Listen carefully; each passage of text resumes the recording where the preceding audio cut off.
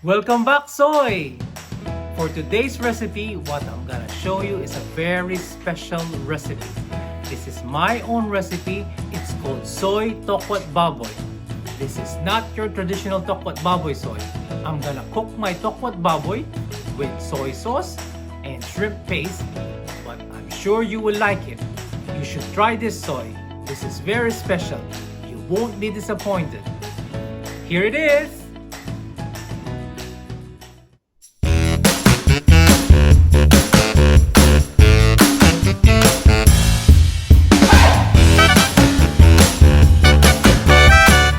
Here are the ingredients for our soy tokwat baboy. So we start with the garlic. So I'll be using probably 8 cloves of garlic, 3 tomatoes, and large spring onions which I bought from the Korean shop. If you don't have this, you can also use the small ones here, like the one that we buy from the local shop. You can buy 4 to 6 of these soy. But I have here the Korean version which I have 3. And then we have here soy sauce, shrimp paste which is optional, salt, pepper, oyster sauce, and then we also have shrimp, pork of course. This is about 900 grams, so this is almost 1 kilogram of pork loin steak. And also we have here tokwat or deep fried tofu. I buy this one cooked because it's quick and very easy to use rather than cooking it yourself, soy. So let's begin.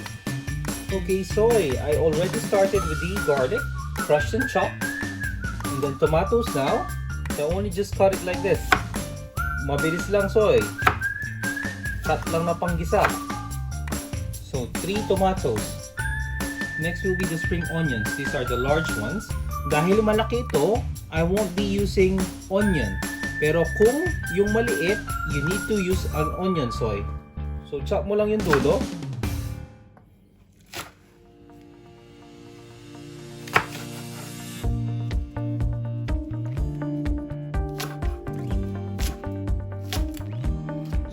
Cut mo lang yung dulong ganyan, soy.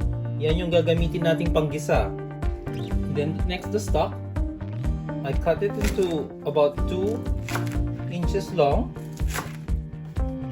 Masarap to pag maraming spring onions. Kaya I like buying the big ones when I go to the Korean shop. So ganyan kalaki, about 2 inches. Cut into half. And next is yung tofu, soy. So I just normally cut this into 2 para mag-absorb siya ng lasa. Next will be the pork loin steak, half. And then cut mo lang siya ng pahaba, lengthwise like this. That's it for the prep, soy. Luto na tayo.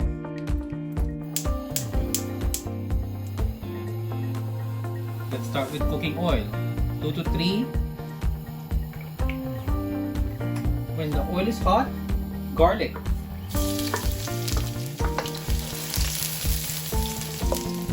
Followed by the white part of the spring onions. If you are using the small spring onions, alternatively, you can saute 1 medium-sized onion. Once they start to be translucent and soft, we add the tomatoes. Isa mo lang, soy. Ang bango. Once the tomato starts to soften, we add the pork. Salt, pepper,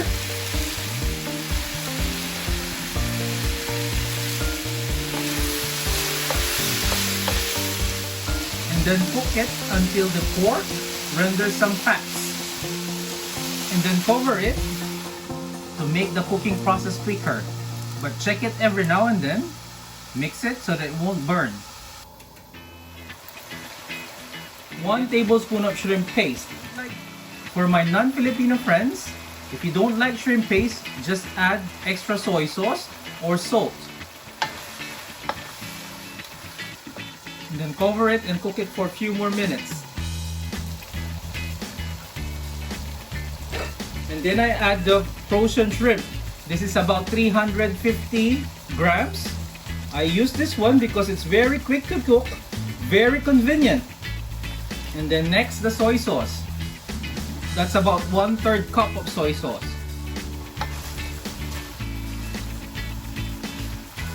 I like cutting the tofu like this because it absorbs the flavor inside. And then the oyster sauce. About 3 to 4 tablespoons. Then add a bit of water. I like it with a bit of sauce. Malapit na to, soy. And then next, spring onions. A lot of spring onions, soy. This will give the fresh flavor to it. Masarap to, soy. Hindi ako mapapahiya dito, soy.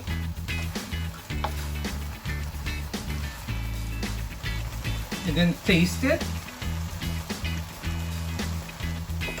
And if you think it needs a bit of water, add some water, soy. Huwag lang marami.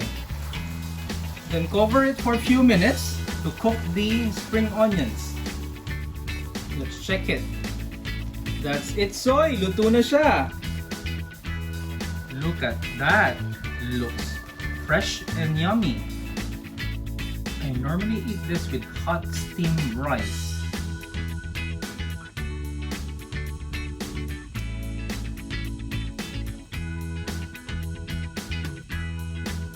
Okay, soy, that's it. Try cooking it.